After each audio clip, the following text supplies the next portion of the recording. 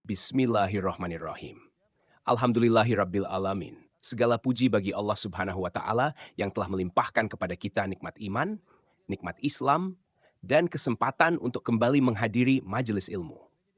Shalawat dan salam semoga senantiasa tercurah kepada Nabi Muhammad Shallallahu alaihi wasallam, kepada keluarga beliau, para sahabat, dan seluruh pengikutnya hingga hari kiamat. Hadirin yang dirahmati Allah, setiap muslim tentu bersemangat untuk memperbanyak amal saleh sebagai bekal menuju akhirat. Kita berlomba dalam salat, sedekah, puasa, membaca Al-Quran, dan berbagai bentuk ketaatan lainnya. Namun ada satu perkara yang sering luput dari perhatian, yaitu bagaimana menjaga amal-amal tersebut agar tetap diterima di sisi Allah Subhanahu wa taala. Sebab tidak semua amal yang dikerjakan dengan susah payah akan berbuah pahala. Ada amalan yang gugur karena rusak niatnya. Ada yang batal karena tercampuri kesyirikan, kekufuran, ria, bidah, atau berbagai dosa yang dapat menghapus dan mengurangi pahala. Bahkan ada orang yang telah bersusah payah beribadah sepanjang hidupnya, namun pada akhirnya mendapati amalannya tidak bernilai di sisi Allah. Oleh karena itu, dalam kajian kali ini, kita akan membahas tema yang sangat penting, yaitu perkara-perkara yang menggugurkan dan mengurangi pahala amal saleh. Kita akan mempelajari bagaimana seorang mukmin tidak hanya berusaha mengumpulkan amal kebaikan, tetapi juga menjaga dan melindungi amal tersebut dari segala hal yang dapat merusaknya. Semoga dengan memahami pembahasan ini, kita dapat lebih berhati-hati dalam beramal, lebih ikhlas dalam beribadah, dan senantiasa memohon kepada Allah agar menerima seluruh amal saleh yang kita kerjakan. Mari kita simak penjelasan yang disampaikan oleh Ustadz Firanda Andirja, Hafizahullah. Semoga Allah memberikan ilmu yang bermanfaat kepada kita semua. Barakallahu fikum. Bismillahirrahmanirrahim. Assalamualaikum warahmatullahi wabarakatuh. Alhamdulillahi ala ihsani wa syukru lahu ala taufiqihi wa amtinani. Wa asyhadu an la ilaha illallah wahdahu la syarika lahu ta'ziman li sya'ni. Wa asyhadu anna Muhammadan abduhu wa rasuluhu da'a ila ridwani. Allahumma salli alaihi wa ala alihi wa ashabihi wa ikhwani. Hadirin dan hadirat yang dirahmati Allah Subhanahu wa taala, sebagaimana dijelaskan oleh para ulama bahwasanya seorang muslim atau seorang mukmin, seorang hamba masuk surga dengan rahmat Allah Subhanahu wa taala, terhindarkan dari neraka karena ampunan Allah Subhanahu wa taala, dan meraih derajat di surga karena amalannya. Orang masuk surga dengan rahmat Allah bukan dengan amalannya, dan dia terhindar dari neraka jahanam karena ampunan Allah Subhanahu wa taala, namun derajat surga dia raih sesuai dengan amalannya. Sebagaimana firman Allah Subhanahu wa taala, ya, walikullin darajatum mimma amilu. Masing-masing memiliki derajat berdasarkan amalan mereka. Udkhulul jannata bima kuntum ta'malun. Masuklah surga kalian berdasarkan amalan kalian. Oleh karenanya di dunia ini adalah tempat untuk kita beramal sebanyak-banyaknya, sebagaimana kata Ali bin Abi Thalib radhiyallahu anhu, al-yauma amalun bila hisab. Sekarang yang ada amal, tidak ada yang menghisab kita. Akan tapi wa ghadan hisabun bila amal. Namun esok di akhirat sudah tidak bisa beramal lagi, yang ada hanyalah hisab. Karena seorang berusaha untuk menjaga kalau dia beramal soleh agar amal solehnya tidak gugur dan tidak berkurang pahalanya. Karena itulah bekal dia bertemu dengan Allah Subhanahu wa taala. Bekal dia untuk menghadapi sakaratul maut adalah amal solehnya. Bekal dia untuk di alam barzah, sebagaimana dalam hadis, seorang dalam alam barzah maka datang seorang yang berwajah tampan rupawan, terus beraroma wangi, maka ditanya kepadanya, siapa? Man anta? Siapa engkau? Maka dia berkata, ana amaluka saleh, aku adalah amal baikmu selama di dunia. Dan sebaliknya ada seorang yang datangi dengan orang yang buruk rupa, dengan bau yang sangat tidak enak, maka dia bertanya, man anta? Siapa engkau? Maka orang itu berkata, ana amaluka sayyi, aku adalah amal burukmu selama di dunia. Maka bekal kita di alam barzah adalah amal saleh, apalagi ketika menghadapi kesulitan-kesulitan dan rintangan-rintangan yang ada di hari kebangkitan kelak. Maka saya ingin mengingatkan bahwasanya kita semua selain beramal soleh, ada perkara yang lebih penting, yaitu menjaga amal tersebut agar tidak gugur dan juga tidak berkurang nilainya. Ibnu Qayyim dalam kitabnya Al-Wabilus Shayyib pernah menyampaikan suatu perkataan yang indah. Dia berkata, "Laisa sya'nu fil amal, innama sya'nu kulla sya'ni fi hifdzil amal mimma yufsiduhu wa yuhbituhu." Perkara yang paling utama bukanlah masalah beramal soleh. Beramal soleh penting. Tetapi innama sya'nu kulla sya'ni, perkara yang lebih penting dan sangat terpenting adalah fi hifdzil amal mimma yufsiduhu wa yuhbituhu, yaitu menjaga amal jangan sampai rusak. Kita sudah kerjakan jangan sampai rusak atau gugur. Kemudian beliau berkata, wa ma'rifatu ma yufsidul a'mal fi hali wuqu'iha, dan mengenali apa yang bisa merusak amal ketika amal sedang dikerjakan, wa yubtilha wa yuhbituha ba'da wuqu'iha, apa saja pembatal amal ketika sedang mengerjakan amal tersebut. Dan ada juga pembatal yang muncul belakangan, amalnya sudah sah, tahu-tahu dibatalkan belakangan. Min ahammi ma yanbaghi an yufattisha alaihi al-abdu, ini perkara yang paling penting seorang untuk memeriksa dirinya. Wa yahris ala amalihi wa yahdharahu, dan dia berusaha untuk menjaga amalnya dan waspada terhadap penggugur atau perusak amal atau pengurang pahala amal yang dia kerjakan. Ini nasihat penting dari Ibnu Qayyim rahimahullahu taala. Karena jangan sampai kita hanya semangat beramal, ternyata amal kita bermasalah. Bisa jadi tidak diterima sejak awal atau diterima kemudian digugurkan oleh Allah Subhanahu wa taala karena kita melakukan pembatal-pembatal atau penggugur amal saleh. Allah bercerita tentang suatu kaum yang mereka menderita pada hari kiamat kelak. Allah berfirman, "Amilatun nasibah tasla naron hamiyah." Yaitu orang-orang yang amilah, yang itu yang bekerja keras, nasibah letih. Namun bagaimana di neraka kelak? Tasla naron hamiyah. Mereka masuk ke dalam neraka yang panas. Padahal mereka amilatun nasibah, bekerja keras dan berletih-letih. Al-Imam Ibnu Katsir rahimahullah taala menyebutkan dalam tafsirnya riwayat dari Umar bin Khattab radhiyallahu anhu ketika dia mendatangi tempat tinggal seorang rahib. Kemudian Umar memanggilnya, "Ya rahib, wahai rahib." Fa asyraf, kemudian rahib tersebut keluar. Kemudian Umar melihatnya, kemudian Umar pun menangis. Umar menangis melihat rahib tersebut. Maka ada yang bertanya kepada Umar, "Wa ma yubkik? Apa yang buat kau menangis wahai Amirul Mukminin, wahai Umar?" Maka Umar berkata, "Tadzakartu qaulahu ta'ala amilatun nasibah tasla naran hamiyah." Aku ingat firman Allah Subhanahu wa taala tentang orang-orang yang letih, berletih-letih dan bercapek-capek di dunia beramal namun ternyata masuk neraka. Yaitu Umar menafsirkan di antara contohnya adalah orang-orang Nasara.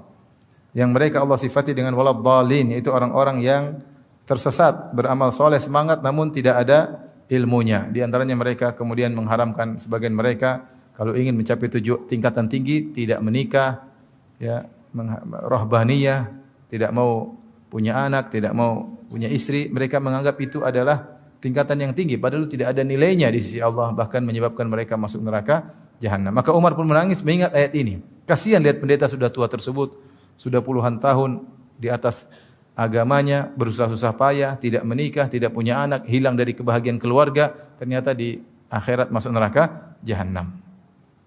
Demikian juga diriwayatkan dari sebagian salaf, mereka menafsirkan amilatun nasibah, yaitu orang-orang berletih-letih beramal saleh di dunia, beramal capek-capek, letih-letih, namun ternyata masuk neraka jahanam. Di antara mereka sebagian pendapat Imam Al-Qurtubi rahimahullahu taala menafsirkan dengan ahlul bid'ah. Ahlul bid'ah seperti orang-orang Khawarij. Orang-orang Khawarij Rasulullah SAW mensifati mereka dengan perkataan beliau, tahkiruna salatakum ma'a salatihim. Kalian para sahabat akan merasa minder kalau membandingkan salat kalian dengan salat mereka. Artinya orang-orang Khawarij salatnya lebih banyak. Wa siyamakum ma'a siyamihim. Kalian akan merasa minder kalau membandingkan puasa kalian dengan puasa mereka. Karena mereka sangat sering berpuasa. Makanya ketika Ibnu Abbas menemui mereka, wajah mereka pucat karena sering berpuasa dan salat malam. Tapi kata Nabi SAW, yamrukuna minad din kama yamrukus sahmu minar ramiyah.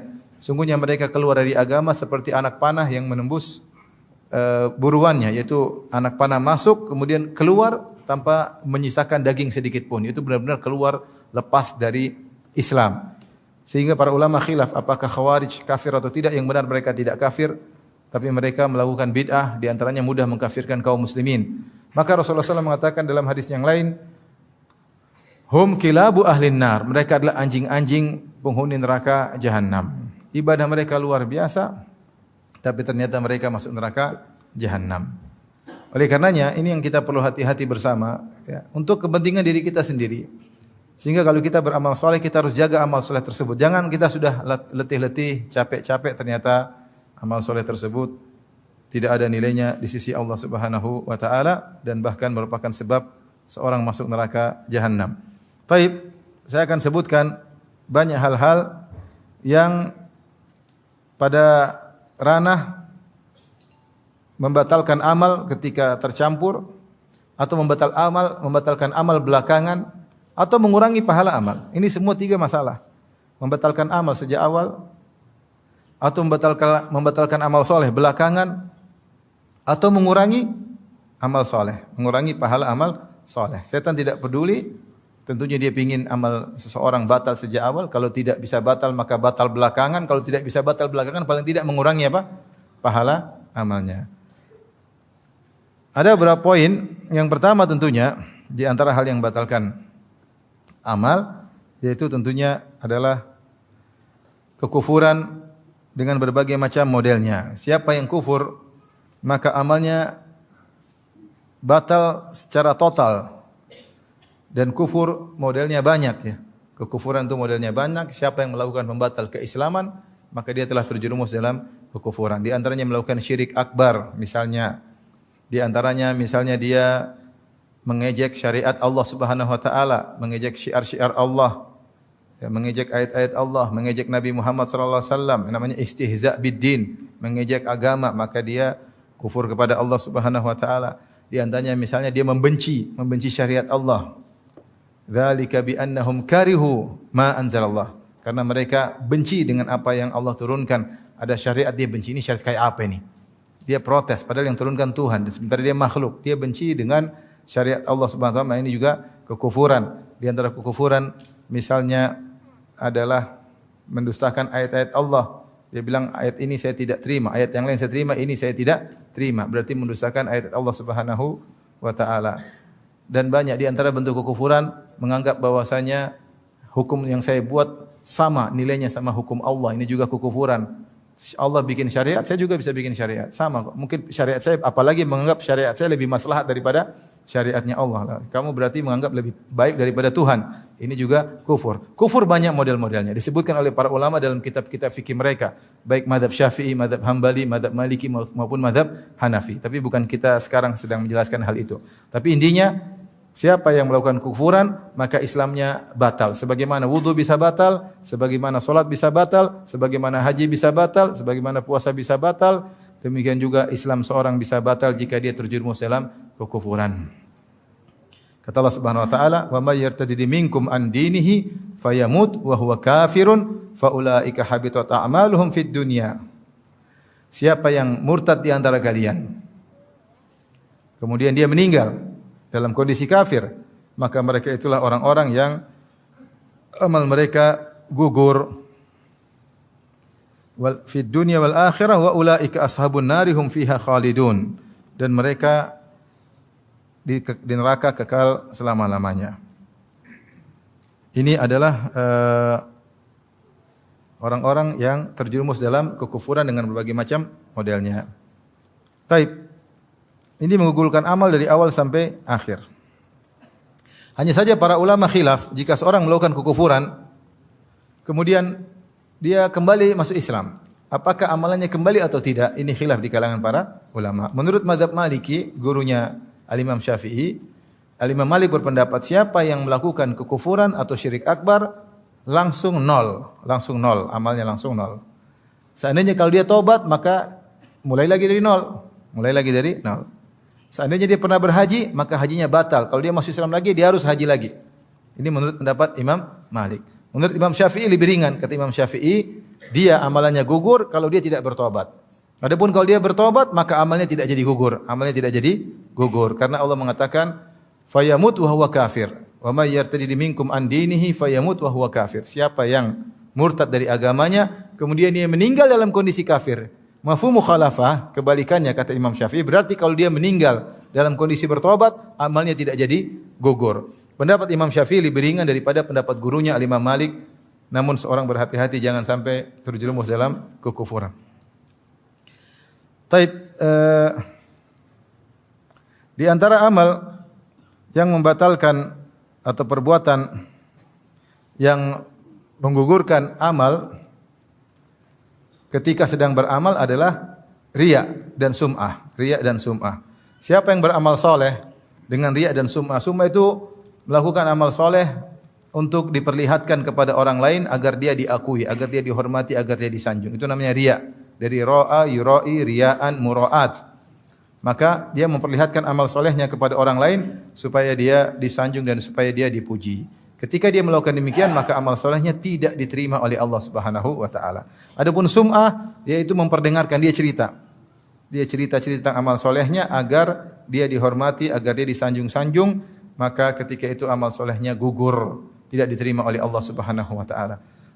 Dan seorang waspada di zaman sekarang karena orang banyak hobi memamerkan amal solehnya. Dengan ada sarana medsos, maka mereka memamerkan seluruh amal soleh mereka. Ikutilah kebiasaan para salaf menyembunyikan amal soleh. Kalau bisa seorang menyembunyikan amal soleh dia seluruhnya, bahkan amal soleh yang biasanya orang nampakkan hendaknya dia sembunyikan. Dia berbakti sama orang tua tidak usah cerita. Jangan cerita saya dulu bantu ibu saya dulu belikan ibu saya dulu berbakti sama bapak saya, enggak usah cerita. Seorang wanita berbakti kepada suami tidak usah pamer, saya kalau sama suami saya begini. Enggak perlu, biarlah Allah yang tahu. Semua amal soleh disembunyikan. Dia berbuat baik sama tetangga, dia berbuat baik sama anaknya, dia sedekah, enggak usah cerita. Kalau dia cerita boleh dalam kondisi terpaksa karena memang ada maslahat, tapi tidak boleh cari pujian. Kapan dia mencari pujian, maka itulah riya atau sum'ah. Sebagian ulama mengatakan intidharu tsana'in nas huwa riya. Menanti-nantikan pujian manusia itulah riya. Kita habis amal soleh tunggu dipuji nih, lagi nunggu, belum dipuji, masih nunggu dipuji, sudah apa? Sudah riya. Pas dipuji, inilah yang saya pingin. Berarti pas, itulah riya sesungguhnya, sudah terbukti. Kapan dia beramal soleh nunggu pingin dipuji, itu sudah riya dan sum'ah. Maka seorang bersihkan dirinya dengan mengetahui kapan dia beramal, Allah sudah tahu. Wa ma anfaqtu min khairin fa innallaha bihi alim. Apapun yang kau infakkan sedikit pun Allah tahu. Kalau Allah sudah tahu ya sudah. Enggak usah perlu yang lain tahu. Maka hati-hati jangan terbawa dengan kebiasaan banyak orang suka pamer amal soleh. Karena kita enggak tahu kapan kita publish, kita ikhlas atau kita riya. Tipis banget. Supaya hati-hati yang enggak usah dipublish, enggak usah diceritain. Baik. Di antara amal yang bisa membatalkan amal soleh setelah dilakukan amal soleh, yaitu membatalkan sedekah. Allah telah berfirman, "Wala tubtilu a'malakum." Janganlah kalian batalkan amalan-amalan kalian. Jaga amal tersebut, jangan dibatalkan. Di antaranya adalah sedekah yang ikhlas jadi batal gara-gara alman wal adha. Kata Allah Subhanahu wa taala, "Ya ayyuhalladzina amanu la tubtilu shadaqatikum bil manni wal adha." Wahai orang yang beriman, janganlah kalian batalkan sedekah kalian dengan alman dan al-adha. Apa itu alman, apa itu al-adha? Dua hal yang bisa membatalkan amal soleh. Padahal sedekahnya ikhlas. Beda kalau riya dari awal udah batal. Ini ikhlas dulu, terus belakangan baru muncul alman dan al-adha yang membatalkan. Padahal sudah ikhlas. Makanya Allah mengatakan, la tubtilu shadaqatikum bil manni wal adha kalladzi yunfiqu ria'an nas, ma lahu ria'an nas. Janganlah kalian batalkan amal sedekah kalian dengan alman dan al-adha sebagaimana orang yang riya. Kalau orang yang riya dari awal sudah batal. Ini kita cerita tentang orang yang ikhlas, kemudian belakangan dia melakukan alman dan al-adha. Apa itu alman? Alman adalah orang yang merasa punya jasa budi kepada orang yang dia bantu sehingga dia merasa mentang-mentang terhadap orang yang dia bantu. Kata Ibnu Hajar rahimahullah taala, alman asalnya adalah amalan hati namun terkadang terungkapkan dengan lisannya. Jadi kalau kita bantu orang, jangan kita merasa kita hebat. Kita merasa dia rendah. Kita merasa dia punya hutang budi sama saya sehingga ada timbul mentang-mentang. Justru kita ini bersedekah supaya hati kita bersih. Hati kita bersih karena tujuan sedekah adalah membersihkan hati. Kata Allah Subhanahu wa taala, "Khudz min amwalihim shadaqatan tutahhiruhum wa tuzakkihim biha." Ambillah sedekah dari mereka untuk mensucikan mereka dan bersihkan mereka. Orang kalau sering sedekah hatinya bersih. Karena dia peka kepada sesama kaum muslimin, dia menyayangi kaum muslimin. Bukan dia bersedekah untuk sombong dan mentang-mentang.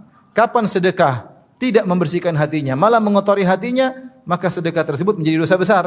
Karena timbul alman. Alman itu mengugurkan sedekah. Makanya Rasulullah SAW mengatakan, salasatun la yukallimuhumullahu yaumal qiyamah. 3 orang yang Allah tidak ngajak ngobrol mereka, tidak berbicara dengan mereka pada hari kiamat kelak. Wala yanzuru ilaihim. Allah tidak memandang mereka dengan pandangan rahmat pada hari kiamat kelak. Wala yuzakkihim. Allah tidak ampuni dosa-dosa mereka.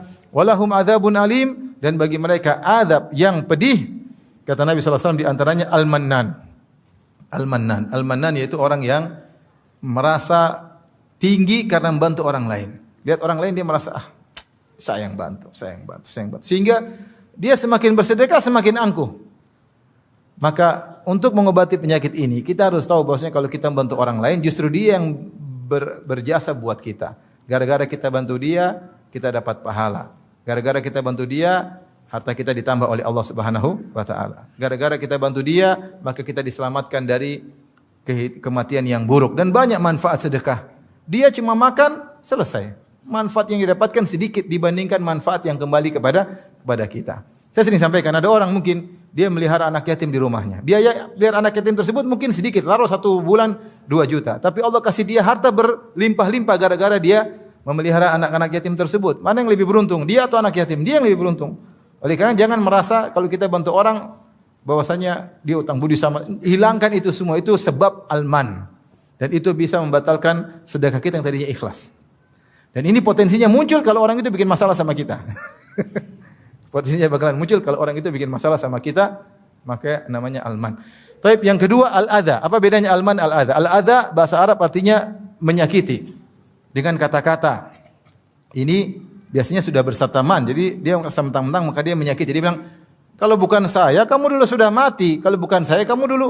Jangan sekali-kali kita menyakiti hati orang yang pernah kita bantu, baik berupa harta maupun yang lainnya. Jangan kita mengungkit jasa-jasa kita sehingga dia tersakiti. Jangan. Sebagian ulama menyatakan hanya boleh antara orang tua dengan anak dan suami dan istri. Itu yang boleh. Itu pun bukan dalam rangka untuk menyakiti, tapi untuk menasihati. Orang tua boleh bilang sama anaknya, nak, Abi dulu yang ini, Abi dulu yang, bukan menyakiti dia, tujuannya bukan menyakiti, tapi agar dia berbakti kepada orang tuanya. Ini dibolehkan. Dia bukan al-adha, bukan menyakiti, tapi mengungkit kebaikan dalam rangka agar anaknya itu sadar. Sebagaimana suami boleh, sebagaimana mengatakan boleh dia ingatkan istrinya, saya dulu yang inikan kamu, agar dia tunduk kepada atau taat kepada suaminya. Karena banyak istri yang lupa diri ya. Lupa diri, sudah dibaikin sama suaminya, kemudian akhirnya membangkang, angkat suara, merendahkan suami, tidak menghormati suami, seakan-akan apa yang dilakukan oleh suami selama ini tidak ada nilainya. Kata Nabi SAW, "Idza ahsanta ila ihdahunna dahra, thumma ra'at minka syai'an, laqalat ma ra'aitu minka khairan qat." Jika salah seorang dari kalian berbuat kebaikan kepada istrinya setahun penuh, kemudian dia melakukan satu kesalahan, maka istrinya berkata, "Aku tidak pernah melihat kebaikan darimu meskipun sedikit sama sekali." Dia lupa. Oleh karena tidak mengapa seorang suami terkadang mengingatkan kebaikannya agar istrinya tidak lupa, bukan untuk menyengketi istrinya, bukan, tapi agar dia menjadi lebih baik. Adapun kalau seorang mengungkit kebaikannya untuk menyengketi orang tersebut, maka itu adha. Ini langsung membatalkan kebaikannya. Hati-hati. Kamu dulu miskin, yang ngerjain kamu siapa? Yang buat kamu diterima pekerjaannya siapa? Itu sama. Itu langsung amal kita gugur ketika itu. Karena kita menyakiti hatinya. Maka hati-hati kalau terbetik dalam benak kita mau bicara, enggak usah bicara. Bayangkan seorang yang sudah melakukan kebaikan 20 tahun lalu, kemudian dia ada masalah dengan orang tersebut, dia ungkit. Kamu dulu yang ini, kamu tahu enggak kalau saya enggak ngebantu kamu dulu, kamu sudah mati, kamu sudah kurus krempeng, kamu. Sekarang kamu gemuk, siapa yang bikin gemuk? Ini langsung kebaikan 20 tahun yang lalu hilang. Maka waspada, yang penting bukan cuma bersedekah, tapi bagaimana menjaga kebaikan kita, jasa kita agar tidak batal gara-gara alman wal adha. Taib, di antara hal yang bisa membatalkan amal soleh seorang, artinya tidak diterima sejak awal, sama seperti riya, sama dengan kufur, tidak diterima sejak awal adalah mendustakan takdir. Siapa yang mendustakan takdir, mengatakan Allah tidak mencatat sebelumnya, ini terjadi begitu saja tanpa ada catatan Allah sebelumnya, maka amalnya tidak diterima oleh Allah Subhanahu wa taala. Dalam satu hadis ketika dilaporkan dalam hadis pertama dalam Sahih Muslim, ketika dilaporkan kepada Ibnu Umar radhiyallahu taala anhuma bahwasanya di Basrah ada seorang namanya Ma'bad al-Juhani yang dia terlalu berdalam-dalam tentang ilmu sehingga menggunakan logikanya sehingga dia berkesimpulan al-amru unuf, bahwasanya segala perkara itu baru saja terjadi tanpa direncanakan oleh Allah, tanpa dicatat oleh Allah sebelumnya. Terjadi begitu saja. Allah tidak ada rencana-rencana, tiba-tiba muncul. Maka Ibnu Umar berkata, "Idza laqita haula," jika kau bertemu dengan mereka, fa akhbirhum anna Ibnu Umar bari'um minhum, sampaikan bahwasanya Ibnu Umar, saya sahabat Ibnu Umar, berlepas diri dari mereka. Wa hum bara'u minni, dan mereka berlepas diri dariku. Dan sampaikan kepada mereka, "Lau anna ahadahum anfaqa mithla Uhudin dhahaban ma qabilallahu minhu hatta yu'mina bil qadar." Sampaikan kepada mereka, kalau salah seorang dari mereka berinfak dengan emas sebesar gunung Uhud, Allah tidak akan terima sampai dia beriman dengan takdir.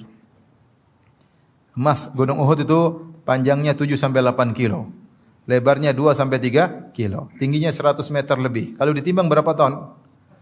Kalau antum punya emas sebesar gunung Uhud itu, antum infakkan, meskipun ikhlas, tidak akan diterima kalau antum mendustakan takdir. Karena di antara rukun iman adalah apa? Iman kepada takdir. Semua ini sudah tercatat di Lauhil Mahfuz. Tidak ada satu perbuatan, kejadian, peristiwa kecuali sudah tercatat di Lauhil Mahfuz. Kalau kita tidak beriman akan hal ini, maka amal kita apapun yang kita lakukan gugur, tidak akan diterima oleh Allah Subhanahu wa taala.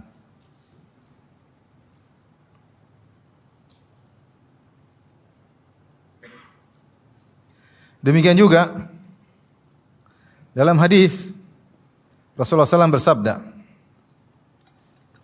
"Walau anfaqta mithla Uhudin dhahaban fi sabilillah ma qabilahu Allahu minka." Kata Nabi, kalau kau berinfak dengan emas sebesar gunung Uhud di jalan Allah, Allah tidak akan menerima darimu hatta tu'mina bil qadar, sampai kau beriman kepada takdir. Wa ta'lama anna ma asabaka lam yakun liukhti'ak, dan kau tahu bahwasanya apa yang menimpamu tidak akan meleset karena sudah ditakdirkan. Wa anna ma akhta'aka lam yakun liusibak, dan apa yang meleset darimu tidak akan mengenaimu. Walau mutta ala ghairi hadza la dakhaltan nar, kalau kau meninggal tidak punya keyakinan seperti ini, tidak beriman terhadap takdir, maka kau akan masuk neraka jahanam. Karena hati-hati sebagian orang menggunakan logikanya, ya, tidak belajar Islam dengan baik, menggunakan logikanya akhirnya terjebak dengan paham qadariyah yang menolak adanya takdir, dan ini membatalkan amal seseorang. Maka waspada. Ini pentingnya kita belajar rukun iman. Di antara amalan yang bisa membatalkan amal soleh adalah, atau perbuatan yang bisa membatalkan amal soleh adalah meninggalkan solat asar. Meninggalkan solat asar. Datang hadis secara khusus dalam Sahih Bukhari dan yang lainnya. Rasulullah SAW bersabda, "Man taraka solat al-asar faqad habita amaluh." Siapa yang meninggalkan solat asar, maka telah gugur amalnya. Man taraka salat al-asr faqad habita amaluh. Siapa yang meninggal salat asar maka telah gugur amalnya. Ada khilaf di kalangan para ulama, apa maksudnya gugur amalnya? Ada yang mengatakan amalnya gugur seluruhnya, jadi nol. Ada yang mengatakan amal dia pada hari itu. Ada yang mengatakan amal dia ketika mau dilaporkan ke Allah, karena sore malaikat angkat amalannya ke Allah, ternyata dia malah tidak salat asar, maka amalan seharian gugur. Amalan seharian gugur. Maka seorang jangan sampai meninggalkan salat asar. Kadang pulang kerja capek, letih, kemudian tidur, tidak salat asar, maka ini bahaya. Hendaknya seorang jangan meninggalkan salat asar dan berusaha jangan menunda-nunda salat asar. Rasulullah SAW sebutkan di antara sifat orang munafik yaitu menunda-nunda salat asar sampai menjelang adzan. Kata Nabi, tilka salatul munafik. Itulah salat orang munafik. Dia menunggu-nunggu sampai matahari sudah mau terbenam, tiba-tiba dia rajin mendadak. Langsung semangat, Allahu Akbar. Tadinya ngobrol terus, maka seorang beriman jangan tunda-tunda salat asar. Segera dia lakukan salat asar. Di antara hal yang batalkan amal soleh seseorang adalah bersumpah mendahului Allah. Bersumpah mendahului Allah. Sok tahu tentang Allah Subhanahu wa taala dengan sumpah. Dalam hadis disebutkan tentang dua orang yang saling bersaudara. Kemudian yang satu rajin maksiat, yang satu rajin ibadah. Yang rajin ibadah selalu menegur yang teman yang suka bermaksiat. Dia mengatakan, "Ya fulan, aqsir, wahai fulan, berhentilah." Tapi temannya tersebut tidak mau berhenti. terus maksiat sampai satu hari temannya melakukan maksiat yang tidak biasanya. Maka dia mengatakan, "Ya fulan aksir, wahai fulan, berhentilah dari maksiatmu." Ternyata si fulan yang ditegur marah. Dia berkata, "Da'ni wa rabbi." Biarkan aku dengan Tuhanku. Ngapain kau ikut campur urusanku? Ini salah juga ya. Dia salah, tapi dia emosi. Dia bilang, "Abu ista alayya raqiba." Apakah Allah utus kamu jadi pengawasku? Sudah ada malaikat, ngapain kau ngawasi saya? Ini perkataan orang ini benar atau salah? Salah. Karena nahi mungkar harus ditegakkan. Saking jengkelnya dia bilang, "Ngapain kau ngurus saya? Biar saya urusan dengan Tuhan. Kau ngapain tegur-tegur saya? Emang kau ditugaskan Allah untuk nyatatin saya? Sudah ada malaikat raqib atid, ngapain kau ikut-ikut?" Ngomongannya gitu. Intinya dia emosi ketika ditegur tersebut, dan ini ucapan salah dari orang ini, pelaku maksiat ini. Dia jengkel ditegur terus, dan yang menegur lebih jengkel lagi. Akhirnya dia berkata, "Wallahi la yaghfirallahu lak." Demi Allah dia bersumpah, Allah tidak akan mengampunimu. Nah, ini masalahnya. Dia mendahului Allah, bahkan dia bersumpah. Maka Allah matikan kedua-duanya. Allah mengatakan, "Man dzalladzi yata'ala alayya alla aghfira li fulan." Siapa yang berani-berani bersumpah atas namaku, bahwasanya aku tidak akan mengampuni si fulan, hati-hati. Wa qad ghafartu lahu wa ahbattu amalak. Sungguh aku telah mengampuninya dan aku gugurkan amal solehmu. Maka akhirnya orang yang tukang maksiat tadi diampuni dosa-dosanya, Allah berkehendak ampuni dia. Yang orang yang sombong atau orang yang mendahului Allah, sok tahu tentang Allah, bersumpah, maka amalnya gugur. Abu Hurairah radhiyallahu anhu ketika meriwayatkan hadis ini, dia berkomentar, "Takallama bi kalimatin aw baqat dunyahu wa ukhrah." Sungguh orang ini telah mengucapkan satu perkataan, yang perkataan tersebut menghancurkan dunianya dan akhiratnya. Maka seorang jangan pernah mendahului Allah dalam banyak hal. Jangan bilang, ini orang ini enggak mungkin diampuni. Enggak mungkin. Antum bayangkan kalau ada sekarang misalnya ada seorang sadis, dia masuk di masjid ini misalnya. Kemudian kita semua dibakar. Baik pendengar maupun ustadznya. Dibakar hidup-hidup. Terus ada orang lihat, enggak akan diampuni. Mungkin pikiran kita begitu kan? Tapi ternyata kalau dia bertobat diampuni, seperti kisah Ashabul Ukhdud. Allah sebutkan dalam surat Al-Buruj. Kata Allah, "Innal ladzina fatanul mu'minina wal mu'minati tsumma lam yatubu falahum adzabu jahannam wa lahum adzabul hariq." Sungguhnya orang-orang yang membakar kaum mukminin dan membakar kaum mukminan hidup-hidup, dibakar kaum mukminin, kaum mukminat, ribuan orang dibakar hidup-hidup sambil menikmati pembakaran tersebut, nonton, ketawa ketiwi, nikmati pembakaran tersebut. Kata Allah, "Tsumma lam yatubu." Kemudian mereka tidak bertobat. Maka bagi mereka adab yang pedih, bagi mereka adab yang bakar. Ketika Allah berfirman, kemudian mereka tidak bertobat, mereka diadab. Berarti kalau mereka bertobat, diadab atau tidak? Tidak. Siapa yang lebih bejat dari Fir'aun? Fir'aun bejat atau tidak? Sangat bejat. Tetapi Allah masih beri dia kesempatan untuk bertobat. Buktinya Allah kirim Musa dan Harun, dua nabi bahkan. Dan Allah wasiatkan kepada Musa dan Harun, "Faqula lahu qawlan layyinan la'allahu yatadzakkaru aw yakhsha." Wahai Musa dan Harun, ucapkanlah kata-kata yang lembut, siapa tahu Fir'aun sadar. Siapa tahu Fir'aun sadar. Bahkan Allah berikan mukjizat-mukjizat, namun dasar Fir'aun kepala batu ya. Akhirnya mati dalam kondisi kafir. Seandainya dia bertobat, diterima enggak tobatnya? Bahkan di antara orang setelah Nabi wafat, ada sebagian orang ngaku sebagai nabi. Murtad atau tidak jadi mengaku sebagai nabi? Murtad. Di antara mereka ada yang sadar masuk Islam lagi, kemudian berjihad di jalan Allah dan meninggal mati syahid. Ada. Oleh karena jangan kita karena lihat orang maksiat kita emosi, ya model kamu ini tidak bakalan diampuni oleh Allah. Enggak boleh. Enggak boleh. Maka tidak boleh kita mendahului Allah. Tidak boleh juga kita mengatakan, ini jangan mendahului Allah. Kita bilang, ini demi Allah ini pasti masuk surga. Enggak boleh. Enggak boleh. Ketika ada Ummul Ala memuji Utsman bin Maz'un. Utsman bin Maz'un seorang sahabat yang sangat zuhud, terkenal rajin ibadah. Ketika dia meninggal, maka Ummul Ala berkata, sungguh mulia engkau wahai Utsman, laqad akramakallah, sungguh Allah telah memuliakan engkau. Maka Nabi tegur, "Wa ma yudriki, dari mana kau tahu Allah memuliakan dia? Dari mana kau tahu?" "Inilah arjulahul khair." Adapun saya berharap dia dapat kebaikan karena dia orang soleh. Tapi dari mana kau pastikan bahwasanya Allah telah memuliakan dia? Enggak ada yang tahu. Ini hal gaib. Hal gaib. Kemudian Nabi mengatakan, adapun saya pun saya tidak tahu tentang bagaimana diriku. Maka kita tidak tahu, jangan pastikan hal yang gaib. Seperti di zaman Nabi dalam Musnad Imam Ahmad dengan sanad yang hasan. Dikatakan kepada Nabi, "Inna fulana matat wastarahat." Ya Rasulullah, ibu itu telah meninggal dunia dan istirahat. Seperti kata-kata orang sekarang, telah istirahat di peristirahatan yang terakhir. Faghadiban Nabi sallallahu alaihi wasallam. Nabi pun marah. Nabi berkata, "Innama yastarihu man ghufira lahu." Sungguhnya yang istirahat kalau sudah mati itu yang diampuni oleh Allah Subhanahu wa taala. Dari mana kau tahu dia diampuni oleh Allah Subhanahu wa taala? Enggak ada yang tahu. Maka kita jangan pastikan seorang masuk surga kecuali yang sudah Allah sebutkan atau Nabi sebutkan. Kalau Abu Bakar di surga jelas, Nabi bilang Abu Bakar di surga, Umar di surga, Utsman di surga, Ali di surga, 10 sahabat Nabi bilang di surga. Kita boleh, Bilal di surga boleh. Tapi selain itu jangan kita pastikan. Kita mengatakan mudah-mudahan masuk apa? Surga. Tidak boleh juga kita bilang pasti masuk neraka kecuali yang telah dipastikan oleh Allah Subhanahu wa taala. Oleh karenanya jangan mendahului hal-hal yang gaib. Makanya di antara hal yang konyol sebagian dai mengatakan kita pasti masuk surga. Saya pernah dengar orang ceramah seperti itu. Kelompok kita ini pasti masuk surga. Masya Allah. Bahkan ada yang parah lagi. Kalau ada kelompok lain masuk surga gara-gara kita. Ada lagi. Si wali fulan bisa matikan neraka jahanam. Allahu Akbar. Main-main dengan gampang-gampang. Nanti di akhirat bisa matikan neraka jahanam. Ya Allah. Nabi aja berdoa. Rabbana atina fid dunya hasanah. Wa fil akhirati hasanah. Wa qina adzab benar. Di antara doa yang paling sering dibaca Nabi, wa qina adzabannar, jauhkanlah kami dari azab neraka jahanam. Ini dibilang wali fulan, habib fulan bisa matiin neraka jahanam. Enggak boleh berlebih-lebihan.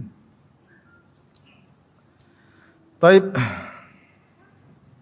Di antara hal yang bisa menggugurkan amal soleh adalah menentang Rasulullah sallallahu alaihi wasallam, baik perkataan maupun perbuatan. Allah berfirman di awal surat Al-Hujurat, "Ya ayyuhalladzina amanu la tarfa'u aswatakum fawqa sautin nabi." Ya ayyuhalladzina amanu la tuqaddimu baina yadayillahi wa rasulihi wattaqullaha innallaha samiun alim. Ya ayyuhalladzina amanu la tarfa'u aswatakum fawqa sautin nabi wa la tajharu lahu bil qawli kajahri ba'dikum li ba'din an tahbata a'malukum wa antum la tash'urun. Wahai orang beriman, janganlah kalian mendahului Allah dan Rasul-Nya.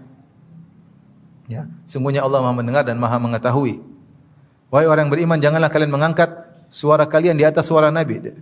Dan jangan kalian besarkan suara kalian sebagaimana kalian kalau berbicara besar di antara kalian. Antahbata a'malukum, bisa jadi amal kalian gugur, wa antum la tash'urun, sementara kalian tidak sadar. Maka di antara yang bisa menggugurkan amal ketika Nabi masih hidup, tidak sopan di hadapan Nabi. Bicara keras-keras seperti ngomong dengan teman sendiri. Setelah turun ayat ini, Umar kalau bicara dengan Nabi bisik-bisik, takut. Takut. Sampai ada seorang namanya Sabit bin Qais tidak mau keluar rumah. Kenapa? Dia jauh hari saud, suaranya keras. Dia tidak mau keluar rumah. Mana Sabit kok tidak ke masjid? Kata dia, saya penghuni neraka. Kenapa? Suara saya keras. Nabi bilang tidak, dia penghuni surga. Ya, dia penghuni surga. Artinya sahabat benar-benar takut ketika turun ayat ini, jangan sampai ngangkat suara di hadapan Nabi sallallahu alaihi wasallam. Dan sebelumnya Allah berkata, la tuqaddimu, jangan kalian mendahului Allah dan Rasulnya. Kata para ulama maksudnya, kamu kalau melakukan apa-apa, lihat dulu dalilnya. Jangan kamu sok membuat hukum. Apa kata Allah, apa kata Rasul, tinggal ikuti. Ada lagi yang berkata, maksud ayat tersebut, kalau sudah ada hukum Allah, ada hukum Rasulullah, jangan kau punya ide. Contoh misalnya kita tahu syariat wanita berjilbab, kemudian kita punya ide. Kenapa sih wanita? Coba kalau tidak berjilbab kan lebih nyaman. Ini namanya ide, kasih ide sama Allah. Ini enggak boleh. Syariat Allah sempurna atau tidak? Sempurna. Al-yauma akmaltu lakum dinakum. Maka jangan kasih ide tentang syariat Allah. Ya. La mu'aqqiba li hukmih, tidak ada yang bisa protes terhadap hukum Allah Subhanahu wa taala. Dia itu Tuhan, kamu itu manusia, kekuranganmu banyak. Kamu ngurus istri aja enggak bisa, mengurus hukum-hukum. Ngurus anak aja enggak bisa, mengurus hukum-hukum. Allah Subhanahu wa taala ngurusi alam semesta, ngurusi matahari, ngurusi rembulan, ngurusi bintang-bintang, mengurusi laut, mengurusi semua alam semesta, hewan-hewan diurusi oleh Allah. Allah bikin aturan yang begitu kokoh, terus Allah turunkan hukum buat kamu supaya kamu baik, kamu bilang saya tidak terima. Hukum saya lebih baik daripada hukum kamu ya Allah. Ini orang tidak tahu diri.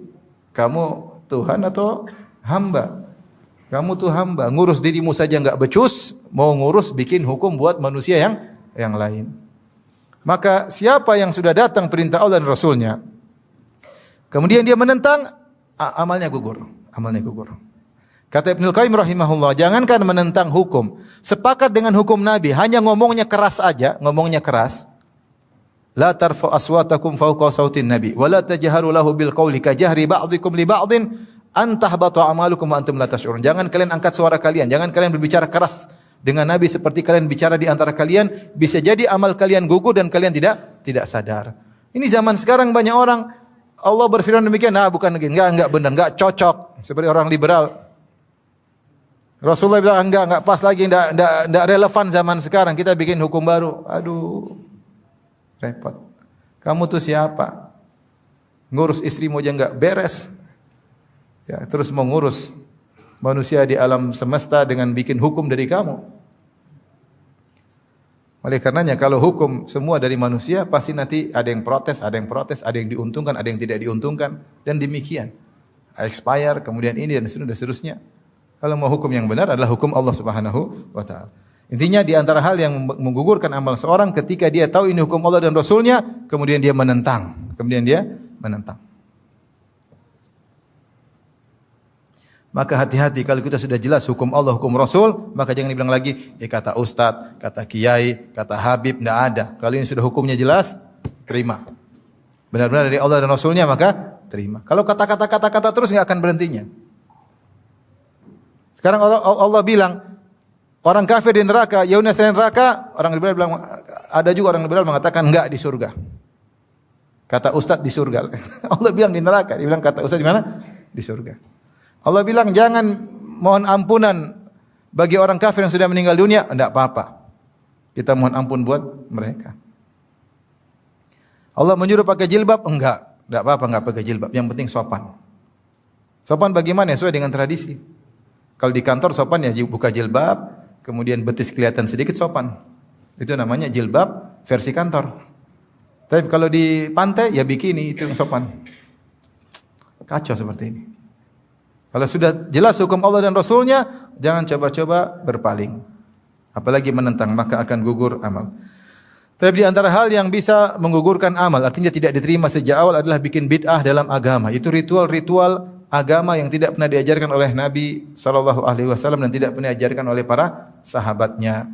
Maka seorang tidak usah berbuat ritual-ritual yang tidak pernah diajarkan. Oleh karenanya Ibnu Umar radhiyallahu taala anhu ketika ada orang bersin, dia Hashim, kemudian dia bilang alhamdulillah wassalamu ala rasulillah. Dia gandengkan alhamdulillah dengan salawat atau ucapkan salam kepada Nabi. Maka Ibnu Umar tegur, bukan begini. Cukup bilang apa? Alhamdulillah atau alhamdulillahirabbil alamin. Mau salawat kapan saja, tapi jangan bikin ritual salawat bersama dengan alhamdulillah rabbil alamin bacaan ketika bersin. Paham? Nanti ada orang bikin bid'ah lagi.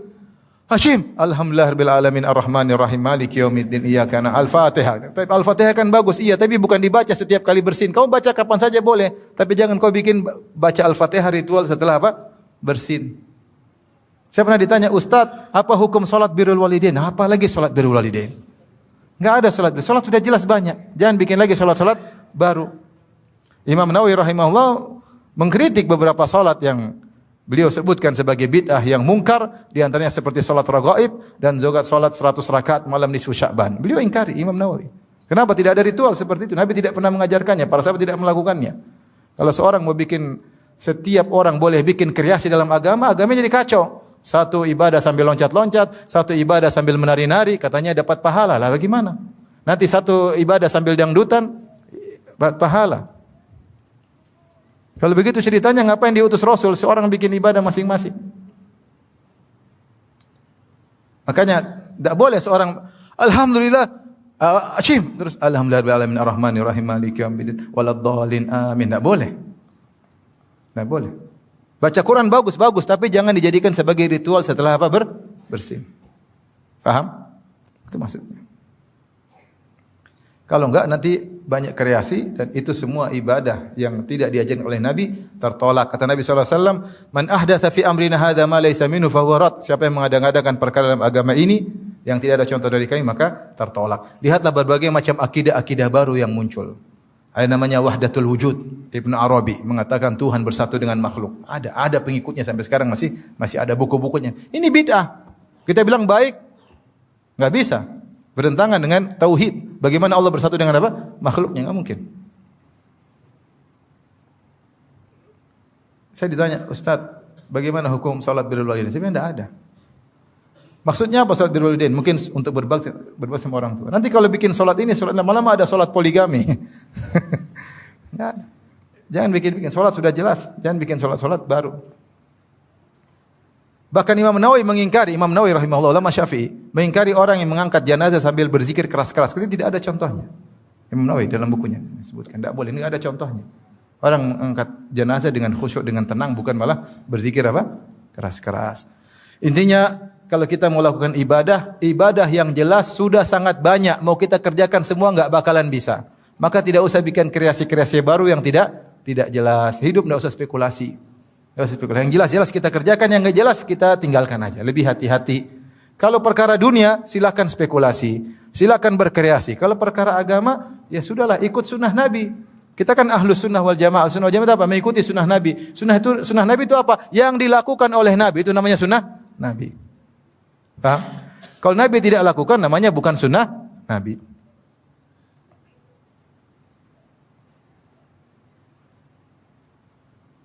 Sekarang sedih kita lihat orang solawat sambil joget-joget, solawat sambil dangdutan. Ya, aduh. Bebas, mau nari-nari, saya bilang ini. Gimana ibadah kayak begini? Campur laki-laki perempuan, kemudian solawat joget-joget. Aduh, saya bilang ini gimana? Enggak ada yang mengingkari kah? Dibiarkan begitu saja. Jangan, nanti rusak agama ini kalau semua orang boleh bikin ibadah sendiri. Di antara hal yang bisa menggugurkan amalan adalah bermaksiat diam-diam. Kalau di depan orang soleh, temannya malaikat. Kalau sendirian, temannya iblis. Dalam hadis kata Rasulullah sallam, la alamannak aqwaman min ummati ya'tuna yaumal qiyamati bihasanatin amsali jibali tihamah fayaj'alahu Allahu azza wa jalla haba'an manthura. Sungguh aku mengetahui ada sekelompok orang yang mereka pada hari kiamat kelak membawa amalan yang banyak, pahala sebesar gunung-gunung Tihamah. Kemudian Allah jadikan pahala tersebut menjadi haba'an manthura, debu yang berterbangan tidak ada nilainya. Maka sahabat bertanya, siapa mereka itu? Rasulullah berkata, walakinnahum aqwamun idza khalau bi maharimillah intahakuha. Mereka adalah suatu kaum jika mereka sedang bersendirian maka mereka melanggar larangan Allah Subhanahu wa taala. Kalau lagi sendirian mereka bermaksiat. Hadis ini menjadi muskil di kalangan para ulama. Karena kita tahu namanya kaum muslimin siapa sih yang tidak bermaksiat ketika sendirian? Maka mereka mengatakan hadis ini maksudnya orang munafik. Maksudnya orang-orang apa? Munafik. Orang-orang mukmin namanya maksiat dia pasti sembunyi-sembunyi enggak? Kalau dia sembunyi-sembunyi kemudian dia termasuk dalam hadis ini, kata mereka enggak. Orang mukmin yang terkadang bermaksiat diam-diam maka hendaknya dia bertobat kepada Allah. Tapi kalau setiap dia sendirian selalu bermaksiat, dikhawatirkan dia seperti orang-orang munafik yang dimaksud. Paham? Maka seorang kalau bersendirian bermaksiat segera dia bertobat kepada Allah. Jangan dia continue terus tidak berhenti. Ketika dia tidak pernah berhenti, setiap sendirian bermaksiat, setiap tidak ada yang lihat bermaksiat, maka akhirnya dia seperti orang-orang munafik. Dikhawatirkan amal-amal dia akan gugur pada hari kiamat kelak gara-gara dia ketika bersendirian pasti bermaksiat. Setiap sendirian pasti bermaksiat. Maka Rasulullah bersabda, "Ittaqillah haitsuma kunt." Bertakwalah dimanapun kau berada. Ketika kau di rumah bertakwa, ketika kau di luar rumah bertakwa, ketika di Indonesia bertakwa, di luar negeri bertakwa, bersama istri bertakwa, lagi tidak bersama istri bertakwa, di rumah bertakwa, di hotel juga bertakwa. Ya. Karena gangguan di rumah mungkin kurang, kalau di hotel banyak gangguan. Saya ingat cerita seorang syekh.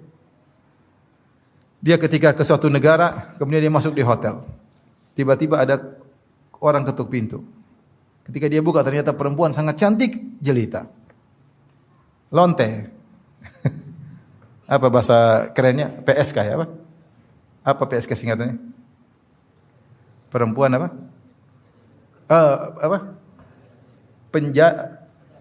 Penjajah, penjual seks komersial. Bahasa kerennya lonte. Maka lonte ini dia kemudian menawarkan dirinya, maka syekh tersebut akhirnya takut, maka dia pun kunci pintu. Kemudian diketuk-ketuk terus, maka dia sujud langsung kepada Allah. Dia berdoa kepada Allah agar menguatkan hatinya. Orang kadang syahwat bergejolak dengan satu pandangan. Apalagi tinggal nggak ada orang, istri di rumah, istri di Saudi semua, nggak ada yang tahu. Kalau dia mau maksiat sudah nggak ada yang tahu. Maka dia sujud minta kepada Allah, minta kepada Allah, minta kepada Allah. Nanti jam berapa lagi ada yang ketuk lagi. Siapa tahu jam 12 goyang. Dia sujud terus sampai akhirnya sampai pagi nggak ada lagi yang ketuk-ketuk. Mungkin lantainya udah tidur. Akhirnya dia selamat. Ketika dia pulang turun di Jeddah, begitu turun dari pesawat tiba-tiba ada telepon. Abu Fulan, iya, saya Abu Fulan. Kenapa? Anak saya, putri saya sudah waktunya menikah, saya ingin tawarkan untuk kamu. Masya Allah. Gara-gara meninggalkan lonte dapat dapat istri berikutnya. Oleh karenanya, di antara cerita juga saya dengar ketika ada sekelompok orang pergi ke suatu negara kafir. Kemudian ternyata mereka bermaksiat di negara kafir tersebut. Negara Islam mungkin mereka takut. Begitu di luar sana dia bermaksiat.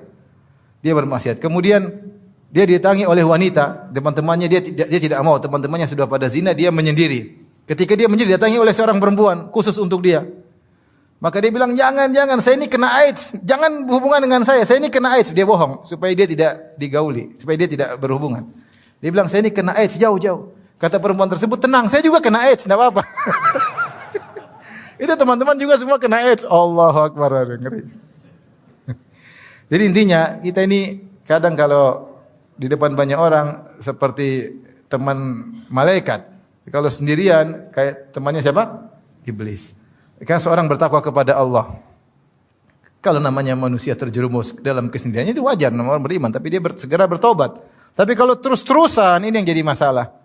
Maka jadi seperti orang-orang munafik yang mereka setiap tidak ada yang melihat mereka bermaksiat kepada Allah Subhanahu wa taala.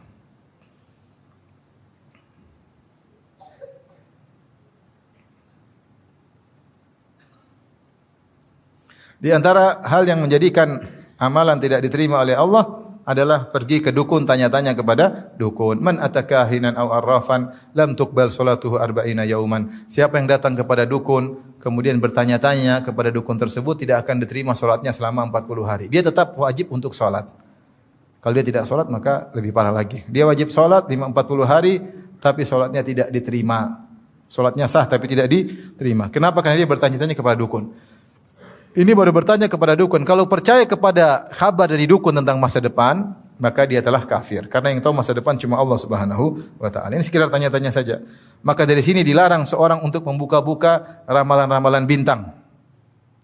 Jangan buka-buka. Kata para ulama, membuka-buka ramalan bintang, pengin cari tahu tentang nasib dia sama dengan bertanya-tanya kepada dukun. Saya bintang Libra, apa sih nasibnya bulan ini? Ini bulan apa ini? Bulan apa? Februari, bulan Februari. Akhir Februari uang berkurang diomelin istri. Waduh. Begitu pulang benar, wah diomelin. Kamu ini enggak punya duit. Oh iya benar ya. Akhirnya hatinya terikat dengan ramalan tersebut. Mulailah dia setiap ada masalah dia buka ramalan. Dan Nabi berkata, "Man 'allaqa syai'an wukila ilaihi." Siapa yang menggantungkan dirinya dengan sesuatu, maka dia akan dibuat bertawakal kepada sesuatu tersebut. Maka hukum melihat ramalan bintang, pengin tahu sama dengan bertanya kepada para dukun, tidak diterima salatnya selama 40 hari. Al-Qurtubi punya bantahan yang mudah. Dia mengatakan, "Ya akhi, coba suatu kapal di zaman dia dulu. Suatu kapal dinaiki oleh 3.000 orang. 3.000 orang tersebut kira-kira tanggal lahirnya sama atau beda? Beda. Kira-kira semua bintang ada di situ enggak? Semuanya pasti ada di situ. Kemudian tenggelam sama-sama tenggelam. Nah, ini bintangnya beda-beda semua, tenggelam semua dalam waktu yang sama. Kalau harusnya bintangnya beda-beda, nasibnya beda-beda, harusnya ada yang tenggelam, ada yang loncat, ada yang terbang, harusnya demikian. Ketika semua tenggelam bareng-bareng menunjukkan bintang-bintang tersebut tidak ada faedahnya. Paham? Maka jangan pernah buka ramalan bintang. Karena salat Anda tidak akan diterima selama 40 hari.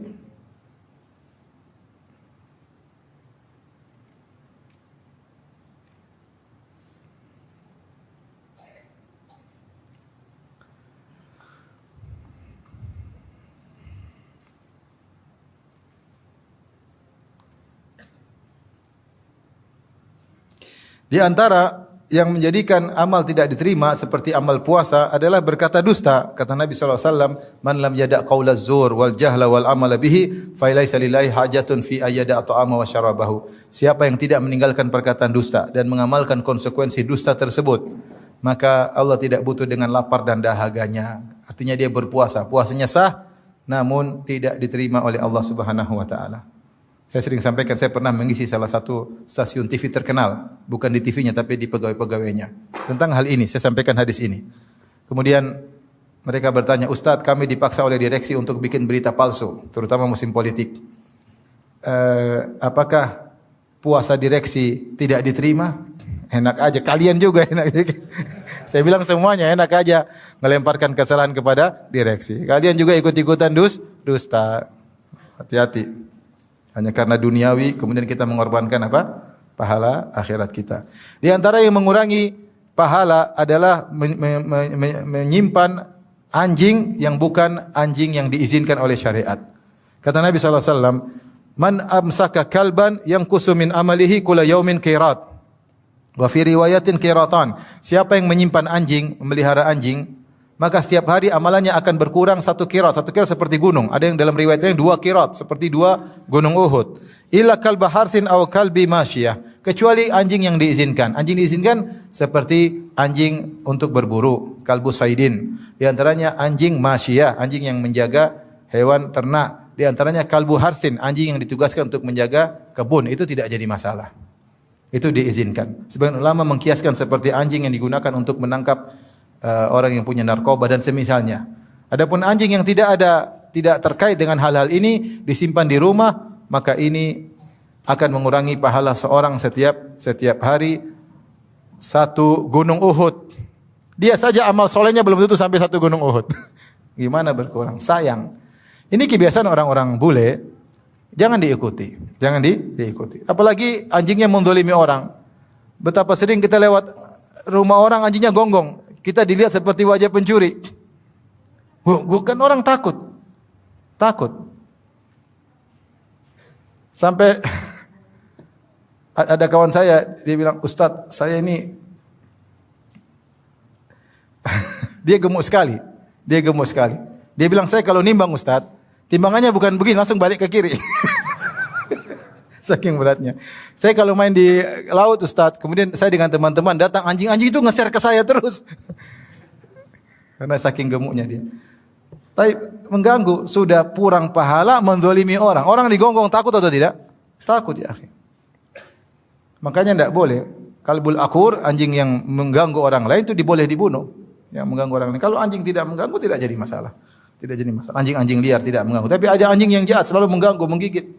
Sampai kasus kemarin di Jakarta Timur, pembantunya dimakan sama anjing. Anjing kan melihara anjing butuh biaya.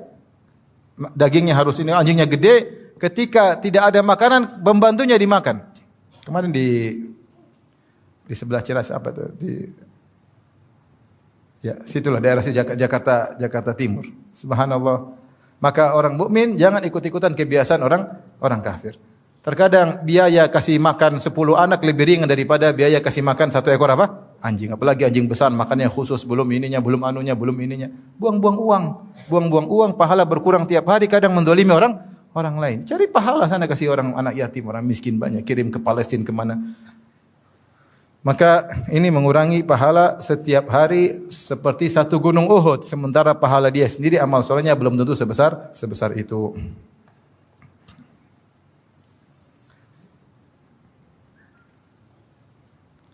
Di antaranya yang ditolak amalannya adalah wanita yang membangkang kepada suaminya.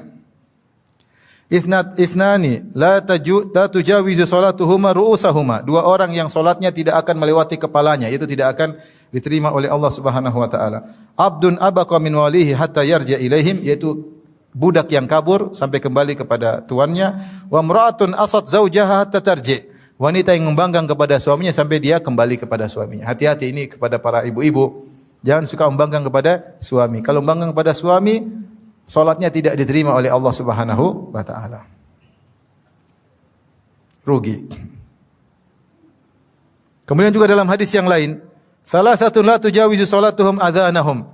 3 orang yang salatnya tidak akan diterima. Al-abdul abik hatta yarji.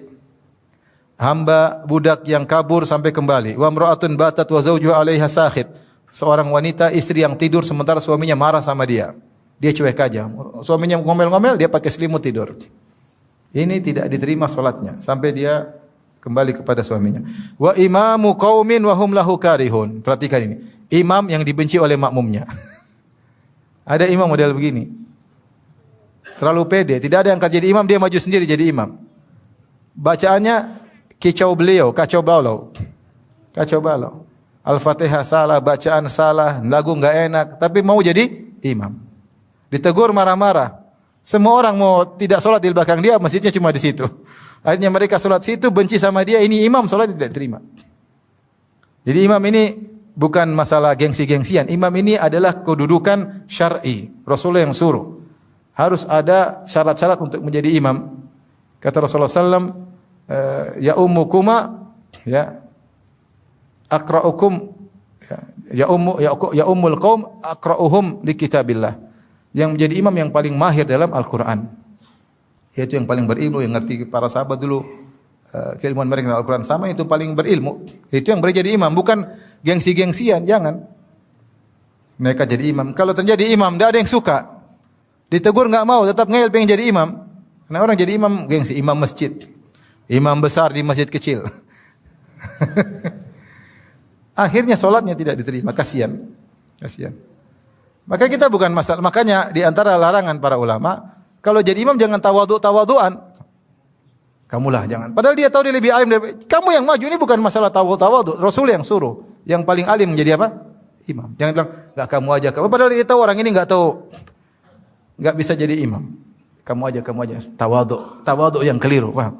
Ini karena terkait dengan salat jamaah seluruhnya. Jadi cari imam yang baik. Penutup dan kesimpulan. Alhamdulillah, dari kajian yang telah kita simak, kita mendapatkan pelajaran yang sangat berharga bahwa tujuan seorang mukmin bukan hanya memperbanyak amal saleh, tetapi juga menjaga amal tersebut agar tetap diterima di sisi Allah Subhanahu wa Ta'ala. Sebab betapa banyak orang yang beramal dengan susah payah, namun karena adanya sebab-sebab tertentu, amalnya menjadi gugur, tertolak, atau berkurang pahalanya. Di antara pelajaran penting yang dapat kita ambil adalah bahwa kekufuran, kesyirikan, riya, sum'ah, bid'ah, menentang syariat Allah dan Rasul-Nya, serta berbagai bentuk kemaksiatan dapat menjadi sebab rusaknya amal.